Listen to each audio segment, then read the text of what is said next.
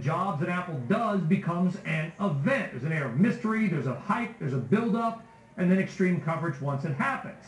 Fran Harris is a marketing specialist and author of Obamapreneur and joins us now.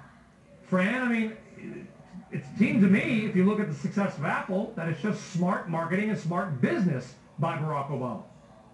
Absolutely. It's a great comparison to Steve Jobs. I mean, 2 years ago, Brian, nobody even knew who this guy was. It wasn't until I saw him on Oprah that I had any sense for who he was. I didn't know he was a senator. But that shows you the power of marketing and branding in this election. And I think 2 years ago, I thought the running mate for the Democrats was going to be Hillary Clinton. There's absolutely no way anybody was going to beat her. And it was like, who is Barack Obama? But they understood from the beginning that we have to make this more than about politics. This has to be something about business. It has to be a powerful marketing plan from the jump. Well, you look at Apple, right? You know, MacRumors.com and AppleInsider.com and these blogs, they really built, probably through select leaks, build up the hype to an event. Obama has used that, right? The internet and grassroots marketing like no other presidential candidate. Huge.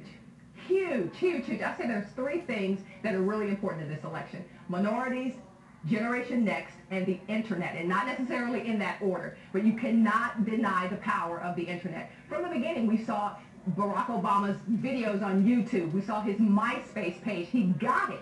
And I think that's something that we didn't see with Senator Clinton, and I'm not sure we see that with McCain at this point. You cannot ignore, you simply cannot sleep on the internet, and Barack Obama gets that. It's weird, too, because there are certain people that still believe from the internet, oh, it's a new thing. The internet's not new. The internet's been around for a long time now. You think everybody would get it and harness its power. You would, and as I said, you can't ignore it. It's powerful. Barack Obama, I just signed up for his newsletter just to see what he was up to, because I found out that he understands that in order to speak to this next generation, if you want to get those guys and women out to the polls, you got to speak to them where they're living, and that's on the internet. And that means you got to be on YouTube, you got to be on Friendster, you got to be on Facebook. And I know I'm giving those guys a lot of pub, but the reality is that you have to be in that space if you want to speak to that generation. Thank God you didn't say Twitter. Oh, that'd be over the top. Close. It's sad I even know what it is. It's the power of it, the fact that I'm even talking about it, right, Fran? I mean, tweet me. Oh God, what can businesses learn from Steve Jobs and or Barack Obama? As a business person, as an entrepreneur, I was fascinated watching him with Senator Clinton. And what you can learn as an entrepreneur, business person out there, is that you have to know the strength of your brand. If you'll notice, early in the race with Senator Clinton, Barack Obama didn't debate too much because he wasn't very good at it, to be quite honest with you. So he stayed out of that space.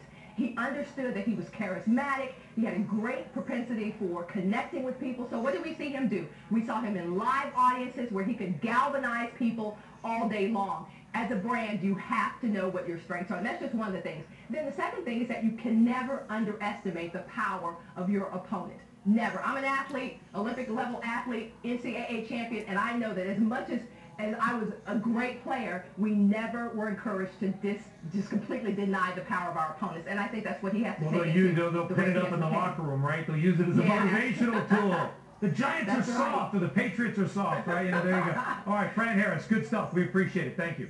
Thanks, Brian. Author of Obamapreneur.